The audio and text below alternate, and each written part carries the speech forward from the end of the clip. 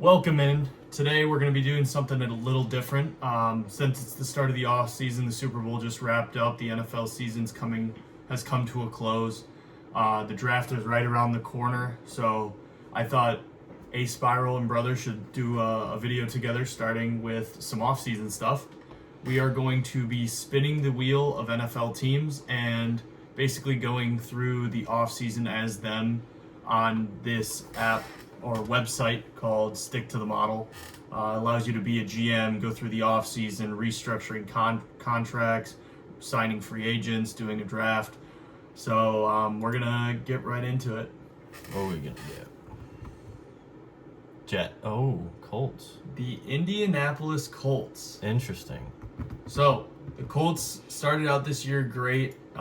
They were the 1 seed, had this historically good offense to start and go through the beginning of the season on the back of Daniel Jones and a great run game and a pretty good defense. Daniel Jones tore his Achilles about halfway through the season.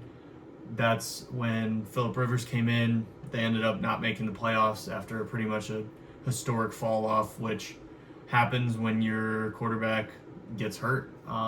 There's a chance that he may not be back and healthy for the beginning of next season. So we'll have to take that into account while doing this. That's not something you can just be like, oh, well, he'll be fine. You know, a torn Achilles takes a while to come back from. So we are going to select the Indianapolis Colts. So as you can see on this, it shows the different players, their cap hits for the next season, how much you would save by cutting them or restructuring them or extending them, and franchise tagging players. You can go through. Smart Suggestions kind of takes you through cut candidates, restructures, extensions, the whole shebang. So we're going to kind of go through this. We're going to start going position by position. We're going to start with quarterback. Obviously, you know, we have Riley Leonard, Anthony Richardson, Seth Hennigan, and Daniel Jones is a pending free agent. I believe they will bring him back. See, I don't think so. If he's going to be asking for $31 million, he's 28. See, I think they could go and pick up Malik Willis, and he's younger. He's going to be cheaper than $31 million, and he's a better athlete than Daniel Jones, especially coming off a Achilles tear, which is not something that people easily come back from. So here's why I think Daniel Jones will come back. He played well, and they had a good thing going while he was healthy.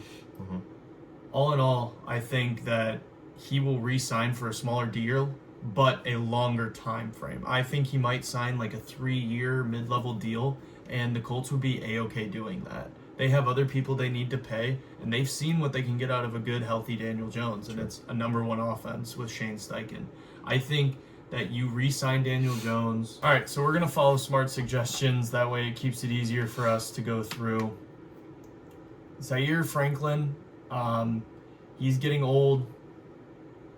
If we cut him with a post-June designation, we save $7 million for this upcoming season. If we don't, then we save only 5.8. I do think Zaire Franklin is a good cut candidate here. He's been slowing down. They have plenty of defensive help at linebacker. I think Zaire Franklin is a player to cut. So here we're going to cut Zaire Franklin post June 1st to save some extra money. He just slowed down. I remember watching the Falcons game and seeing him trying to guard Kyle Pitts a couple times in man, and it just didn't work out. Another cut we will be making is the Ashton Doolin cut. He doesn't really play. They have plenty of wide receivers that they're going to extend. I do think Josh Downs is a player that they will extend if need be going into this year. He is coming up on one of his last years of his deal. So I believe he's one of those guys that they will highly consider re-signing. Luke Rhodes, no. All right, we're going to go through some of the positions. Jonathan Taylor, obviously not. DJ Giddens, obviously not. Ulysses Bentley is on a 0 dead cap. We might as well. That's one of those things where most of these guys kind of get cut regardless. Yeah. I do not think that Alec Pierce will be brought back. I don't think Braden Smith will be brought back. I think Nick Cross, will. I think, is a very important player, and people are saying he's going to hit free agency. I actually do not think he will. I think he's one of those players that the Colts will end up keeping just based off of his age and his ability to help out that back end. So Nick Cross is definitely getting an extension, 11.4 per year. Is not. I think it'll be a 3-year around. I actually think they would extend him further, given that he's. I think a 4-year, $14 million deal, maybe 13.6. That works. Yeah. So we're only extending him. There's going to be no cap hit going into next year. So Nick Cross will be staying on the team. As for some of these other guys, a lot of these guys are just going to be free agency guys that just go regardless. With Travarius Ward, he got concussed running into his teammate and then got concussed again when he came back. There was talks of him possibly retiring because of those 2 concussions. I don't think he does. And I think with a $20.5 million cap hit basically for this next year, I think a restructure at his age with a restructure with him potentially retiring in the future is something that they really look into. We won't do any void years, so it'll just be a standard spread off across the next 2 years. So that's all the restructuring we're going to do. Bernard Raymond, Cam Bynum both have a few more years on their deals. Their cap hits are sub 20, so it doesn't really make sense to try and push that off when the Colts, as of right now, have about $50 million in cap. As for extensions, I believe Jonathan Taylor is going to get another a 3-year extension for probably I would say around 13 and a half, 13.7. Oh, extend only? Yes, sorry. Okay. Extending him only, allowing the cap hit to be 20 this year, but that'll keep his contract in the later ends when they don't have as much money cheaper. And I think they will also re-sign extend it to Quentin Nelson right now. It's probably going to be a 2 or 3 year deal. I would say 3. 3-year deal, probably 20 sounds about right for how good he's been. This will only be an extension. They may do some kind of restructuring. We're going to stick with just an extension here. All right, so for Michael Pittman, we think he might do a 3-year extension at around 21-ish million per year. We are going to extend him. He is a key part of this team and has been. Josh Downs has 1 year left. I believe they're just going to let that contract continue. As we go to the tight ends, obviously Tyler Warren's great. You can pick up a backup tight end. There's no need to worry about any of that. O-lineman, Quentin Nelson extended. Ryman has plenty. They have their O-line set. I don't think there's any problems. They are all young. They are on small deals, and their offensive line was great this year. So at edge, they have Liatu Latu and JT Tuimoloau. They have Viliami Fehoko, Simi Fehoko's brother, the GOAT. But when you go down to the free agents, Kwity Paye, Samson Ebukam, Tyquan Lewis. They also have Jermaine Pratt. They're not going to re-sign Jermaine Pratt.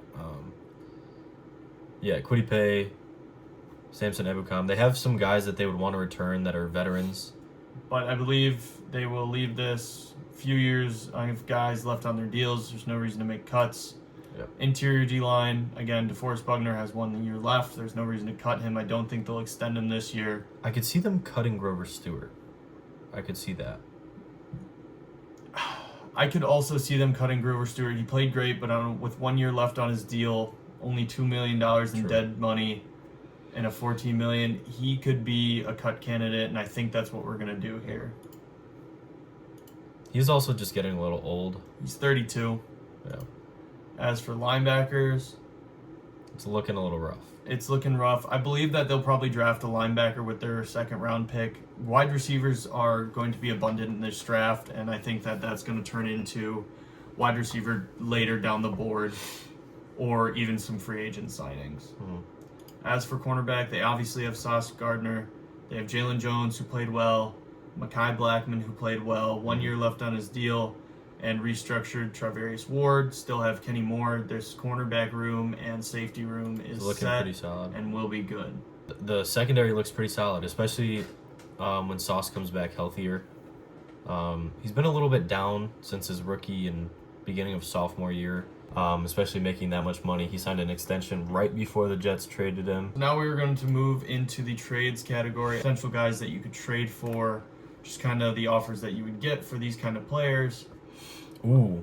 So But Dion Henley, I love. So to start, this would be the 78th pick overall, which is this year's third round pick for Kayshon Boutte. See Kayshon Boutte being a trade candidate, but I think with that offense, I don't think they want to get rid of any players. Kayshon Boutte was a great downfield threat, so I'm going to say this is a decline. Dion Henley is something that I definitely think if the Chargers were offering would be absolutely something that the Colts could look into, especially if in this situation they cut Zaire Franklin. So Dion Henley is definitely on the table. Ramondre Stevenson, no. Jonathan Taylor's great. You can draft a backup running back. DJ Giddens, when he played, was great. I think the only trades that the Colts would make in reality is for a linebacker, especially a guy on a contract that is fitting with their money and they don't have to give up too much for. I think Blake Cashman, if say Minnesota were to come around, they need the extra cap space. They're looking to step up for J.J. McCarthy, and cornerback is a big need for him. They have a first-round draft pick. Probably going to go corner. See, I don't know if Blake Cashman's worth a third, though. I could see Dion Henley being worth a mid-second. Okay. But so we're going to build our own, probably... I think this year third. This year third, and maybe a next year... Fifth. No, that's a little too much. And probably a next year 6. Or 7. Minnesota agreed, but reluctantly. Quarterback, obviously, Daniel Jones. Again, re-sign, 3 years, probably a... I'd say 30. $30.1 million deal. He accepts it. This would be huge for the Colts. It makes sense for him to stay. Anthony Richardson will be back healthy. He can easily start the rest of the beginning of the season. Same with Riley Leonard that they picked. They have plenty of guys to start the season. Shane Steichen's a good coach, a good offense. We saw it obviously with Daniel Jones. It just comes down to can the quarterback do it. There will be no re-signs for running backs. Wide receivers, we don't have the money, obviously. They will probably draft a wide receiver with their second round pick. We're going to look probably to pick up some depth. With the last little bit of money, I think that they will look to get a rotational edge. 2-year, $1.9 million deal. Stick to the model has a great kind of layout. All the players to your right. You can click through positions. You can favorite players. You can select. This is a great website. I highly recommend it for anyone who's just trying to have fun, anyone who's trying to make videos on any kind of this content. So we are going to start the draft, and we're going to put our arms up because we do not have a first-round pick. Chris Brazil. Oh, watching him play against Georgia this year was awesome. So here with Indiana's 47th overall pick, we have Omar Cooper, Romello Height, Jermaine Bernard, Zion Young. Great player. Extremely young. Had a great Senior Bowl. Had a great last year.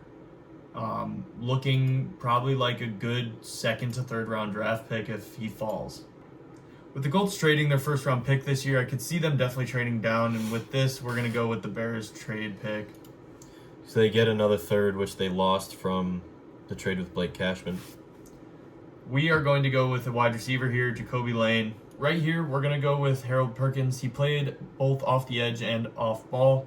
I think that versatility will be good for the Indianapolis Colts defense.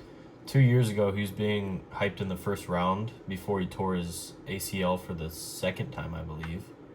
And played great this year. Just a bad LSU team. Wasn't playing up to their standard. we are looking at Chris McClellan. Big guy, 6'3", 320, could be that Grover Stewart replacement pretty much right off the bat. I just said that, bro. I was gonna cut it. Oh. Okay, to finish up here, we did finish the draft. We made a couple picks in the later rounds that kind of are out of our wheelhouse of knowing players. We don't really have the time to go super deep on some of these guys. We kind of only look at first through third round players. The offense and the defensive depth chart kind of looks like this. It will be Michael Pittman and Josh Downs. We're assuming that Jacoby Lane will step into that wide receiver 3 role kind of right away. Tyler Warren and a backup tight end kind of doesn't matter. It's just a blocking guy who runs some routes. Chris McClellan, obviously D tackle, will slide in somewhere in here. I believe that he would probably just go straight to a starter playing next to DeForest Buckner. Obviously picked up Uche and drafted Mason Rieger. Picked up Harold Perkins to potentially play off the edge as well, along with linebacker position behind Blake Cashman and right now Jalen Carlisle.